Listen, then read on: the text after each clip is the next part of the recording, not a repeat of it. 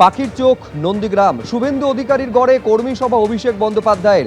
এই কর্মী সভায় কিভাবে কাজ করতে হবে বিধানসভা নির্বাচনে তার দিশা নির্দেশ করেছেন অভিষেক বন্দ্যোপাধ্যায়, যেখানে এই নির্দেশ দিয়েছেন বলে সূত্রের খবর যে 21-এর বিধানসভা নির্বাচন এবং 24-এর লোকসভা নির্বাচনে যেসব বুথে ফল খারাপ হয়েছে সেখানে বেশি করে কাজ করতে হবে।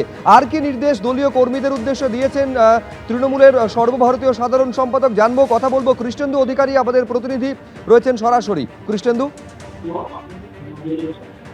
দেখো, আজকেই বিরুলিয়া বাজারের পাশে অভিষেক বন্দ্যোপাধ্যায় কর্মী সভা করছেন।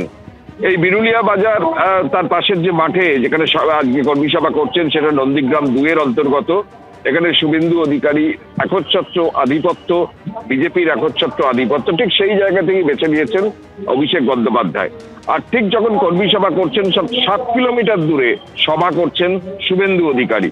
ঠিক সেই জায়গা থেকে অভিষেক বন্দ্যোপাধ্যায় আজকে একাধিক বার্তা দিচ্ছেন তার নন্দীগ্রামের লোকজনদের বা কর্মীদের, এবং তিনি বলছেন যে 21 এবং 24 সালে যে ভোট হয়েছিল সেখানে পারফরমেন্স ঠিক ছিল না।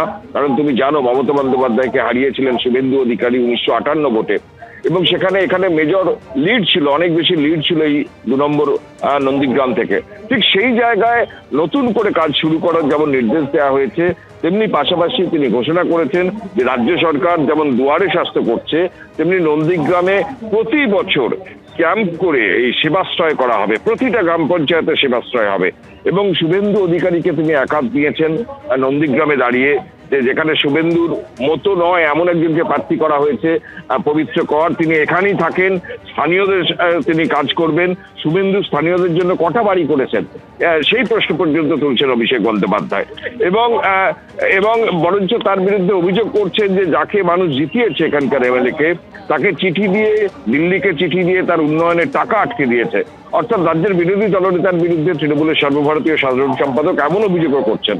এখনো এই কর্মী সভা চলছে এবং তাৎপর্যপূর্ণভাবে লক্ষণীয় যে নন্দীগ্রাম 2 ব্লকে পাশাপাশি কার্যত একই সময়ে শুভেন্দু অধিকারী এবং অভিষেক বন্দ্যোপাধ্যায় এই দুটো সভা করছেন। একজন কর্মী সভা করছেন, একজন জনসভা করছেন। তুমি জানো যে নন্দীগ্রামে অনেকে বলছেন কার্যত অভিষেক বন্দ্যোপাধ্যায় কার্যত অলিখিত প্রার্থী, কারণ পবিত্র করকে যোগদান করানোর কয়েক ঘন্টার মধ্যে তাকে প্রার্থী করা হয়েছে নন্দীগ্রামে। এটা একটা প্রেস্টিজ ফাইট। ঠিক সেই জায়গায় ভবানীপুর যেমন একটা হটস্পট এবারে নির্বাচনে ভর কেন্দ্র, তেমনি উপভর কেন্দ্র এই নন্দীগ্রাম। সেই নন্দীগ্রামে শুভেন্দু অধিকারী এবং অভিষেক বন্দ্যোপাধ্যায় 7 কিলোমিটার দূরত্বের ব্যবধানে সভা করছেন নন্দীগ্রামের ঠিক জায়গায়, এবং সেই জায়গা থেকে একে অপরের বিরুদ্ধে তোপ দাগছেন। এটা রাজনৈতিকভাবে খুবই তাৎপর্যপূর্ণ। সেই কর্মী সভা এখনো চলছে। কর্মী সভার পর অভিষেক বন্দ্যোপাধ্যায় কিছু বলেন কিনা এখন সেটাই দেখার।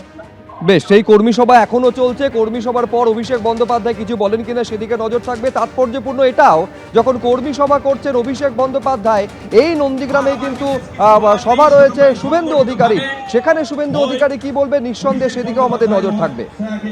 আমি আমার আন্তরিক ভালোবাসা এবং শুভেচ্ছা জানাই পুনরায়। আর আমার বিশেষ কিছু বলার নেই, শুধু খালি সংগঠিত ভাবে